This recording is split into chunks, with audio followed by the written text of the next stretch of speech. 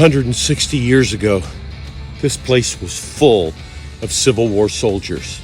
I'm on the battlefield of Gaines Mill in Cold Harbor, and I'm walking in the footsteps of legends. I'm the battlefield walker, and I'm here to find what the troops left behind.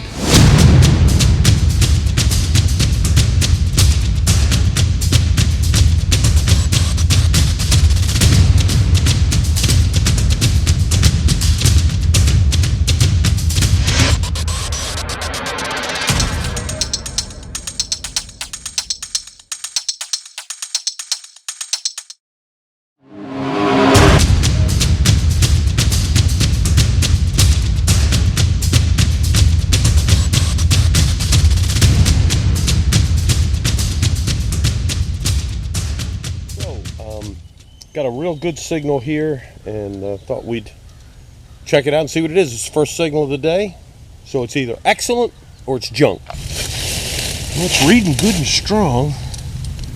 Just a little piece of aluminum, so there we got the junk out of the way early. I have never seen a fungus or whatever this is that's blaze orange. If I believed in ghosts, I'd say, well, this is ectoplasm. Look at this. Isn't this weird? It's just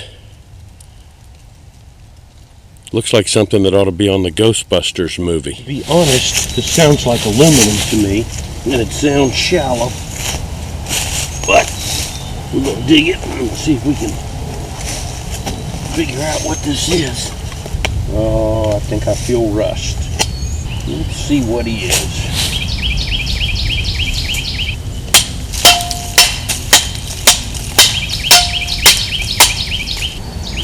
Part of the game. I'm not sure about this one at all, but we haven't dug much yet. So this sounds deep, and I'm really not sure about the signal.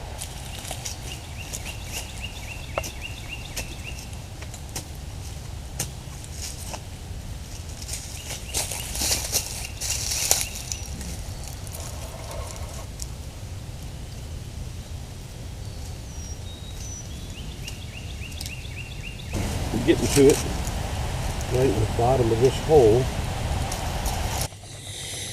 I was afraid of this. A lot of barbed wire up in here, and that may be what that is, but yep, just farm junk. I think I'm gonna dig this one for educational purposes. My education, not yours. This one is a mixed up signal. I'm getting tones that sound like worthless iron. I'm getting tones that sound like brass. So let's educate ourselves and see what this is. Well, whatever it is, it's out of the hole. So it was shallow. There it is. Buckshot? Yeah, just a buck. That sure fooled me. But this is actually the first signal I've gotten today that sounds like it might be a Civil War bullet. Conditions are very dry today, and that may have an effect on these reading. But that's a good signal. That's still sounding pretty good to me. It's actually sounding more like a Civil War bullet the deeper I go. So we may have our first Civil War bullet of the day. All right, we're really close. Let's dig with our fingers and see if we see anything as we go. Groundhog hole right there beside my signal. There we go. There we go. I see white. I see some white. Is that a root or is that a bullet? That's a bullet. Looky there. Okay. 3-ring Union bullet. 160 years ago, that was dropped right here, or fired. No, I think that's dropped. Here she is. Okay. Pretty cool. I'm still hunting in this this ditch or swale or whatever you want to call it that winds its way down the hill there.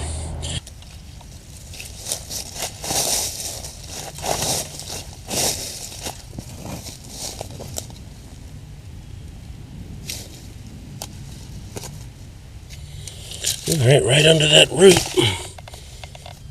Uh-oh, knocked it out of the hole, so that's it right there. Buck? No, I think that's a modern bullet. Shucks, that fooled me. I think that's a modern bullet. We'll check it later. All right, working our way down this ditch. Got a signal that I'm not real crazy about. It's not a good signal. We'll pursue it a little ways and see what happens. You fell down. Well, it might be a deep bullet. We'll see.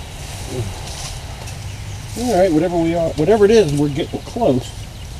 And it does sound more like a bullet the deeper I go. It's some kind of little something here. I don't know what that, I mean, it's lead. I don't know whether it's a round ball that's been mashed up or a bullet that's been carved. I don't know.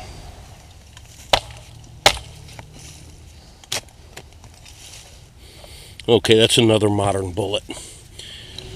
We've got a decent signal right here, but there is a lot of trash in this part of the woods.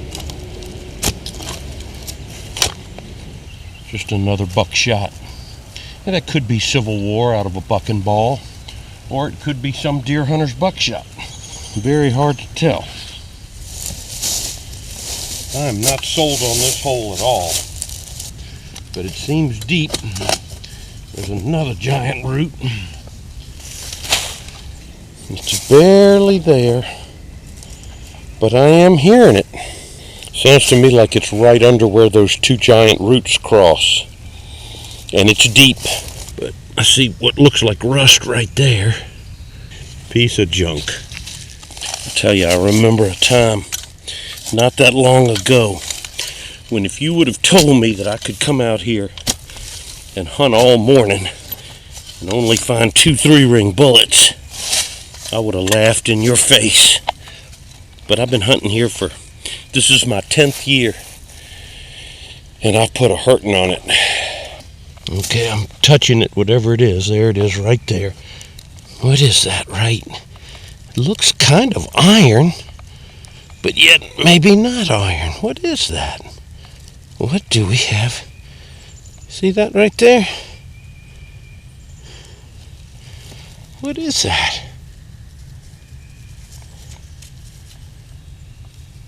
Huh. I do not know what that is.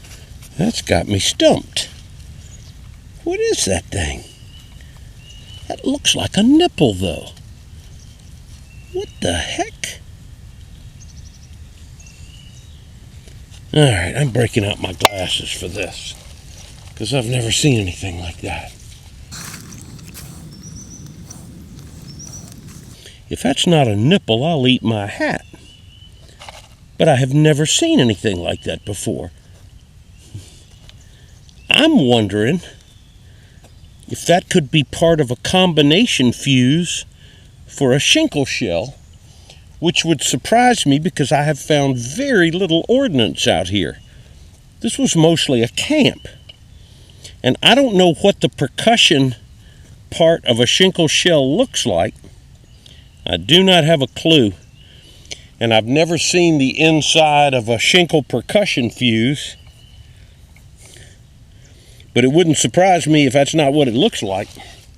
I believe that relic hunters are the most optimistic people in the world. And relic hunters keep digging holes, thinking that there's going to be something good in the next hole. All right, I'm expecting this to be junk. 22 shell, just a nail. Aluminum foil, just a little 22 short. Modern aluminum. This is the remains of a 10-year-old lunch. Piece of camp lead. 22 cartridge. Daggone 22 slug. Shotgun shell. 22 slug. Another shotgun shell. A 22 slug. Oh, what a surprise. A shotgun shell. This is a good signal. Okay, we still got a little ways to go. It's still down there. There we go. All right, there's a 16. Whoa, look at that. That round ball has been elongated. It gripped the barrel so tight.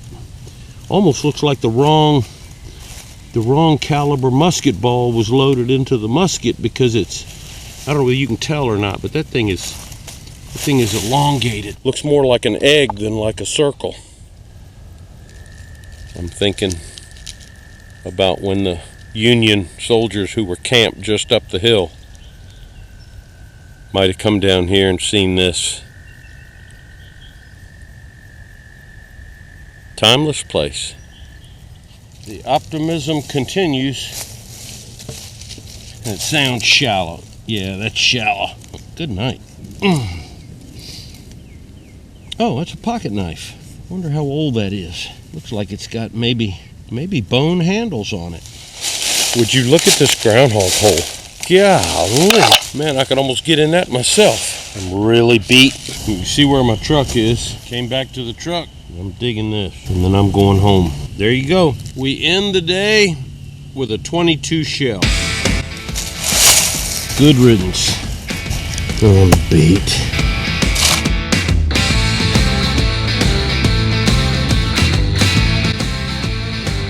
Man, I did a lot of digging today for very few relics, but that's how it goes sometimes. And to be honest, it was worth my time to find the inner workings of that 20-pound parrot shell percussion fuse. I'd just never seen one before, so it's a first for me. That made it fun.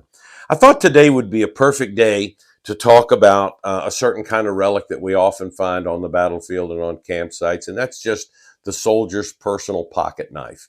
I found a few, and I thought maybe I would help you identify whether a knife that you find might or might not have been used in the Civil War. And we do that, first of all, by trying to date the thing. We think about where it was found, that kind of thing. And that brings me to the first knife I found. This cute little, tiny little pen knife. I was so hoping that this would have been something that I could pin on a Civil War soldier, because it's so tiny, so small, and so personal. It was found in a short-term Yankee camp, so it was found in the right place. But let me caution you. I see people say, "Oh, I found this right 6 inches away from 2 Civil War bullets." Really doesn't mean much, because every piece of ground that the Civil War soldiers either camped on or walked over or fought on, almost everyone continued to get used for 150 years after the war. A lot of that land was farmed. Sometimes that land was logged and the timber was cut off of it. Or maybe there was a path that people continued to use for a long time. So where you found it definitely plays into the picture, but that's not enough to say, oh, it's got to be Civil War because I found it 6 inches away from a bullet. What did this little knife in and knocked it out of the running is the fact that it has celluloid scales. Scales are what knife collectors call the little grips or handle slabs that are put on either side of the knife. This little pocket knife has celluloid handles, celluloid scales. Unfortunately, celluloid was not used in pocket knives until the late 1800s. So that knocked this one out. The second one, interestingly enough, is the knife that I found today. And this one, I would say, I'm pretty certain it is not Civil War era. Not 100%, but I think not. This one also found in a short-term camp. The iron looks like it's sufficiently rusted to be of that time frame. The scales are made of either bone or stag, I'm not sure. But I soaked it and I've been cleaning on it. And when I turned the knife over to the back, there's significantly less deterioration. And you can see in the spine of the knife layers. You've got a handle, then you've got a spacer, then you've got a spring tensioner that helps the knife blade stay closed, then another spacer, then another spring tensioner, then another spacer, and then the other scale. Well, as I cleaned it up, unfortunately, the spacers are very bright and shiny, and they remind me of stainless steel. So if those spacers are stainless steel, that's going to pretty much, I think, knock this out as a possible Civil War pocket knife. I think this was dropped sometime after the war by some farmer who was cutting firewood or hunting or, planting a crop. Now, let's go to number 3. Number 3 is kind of the opposite of number 2 in that I'm pretty sure this is probably righteous. This is probably a Civil War carried pocket knife, but I'm not absolutely sure. This one doesn't have any scales on either side and no evidence of rivets. So I'm not sure there ever was wood or stag or bone scales. Could have been, but I'm just not sure about it. It may have just been an iron-sided knife, an inexpensive, cheap pocket knife that a soldier may have carried. The iron has got a significant amount more degradation to it, so certainly it looks like it could be 150 years old. The construction doesn't have any materials in it that would suggest it's post-Civil War, and this was found by me in a trench. Put all that together, I'm thinking, pretty good chance this is a Civil War carried pocket knife. The last one I want to show you is a 99%er.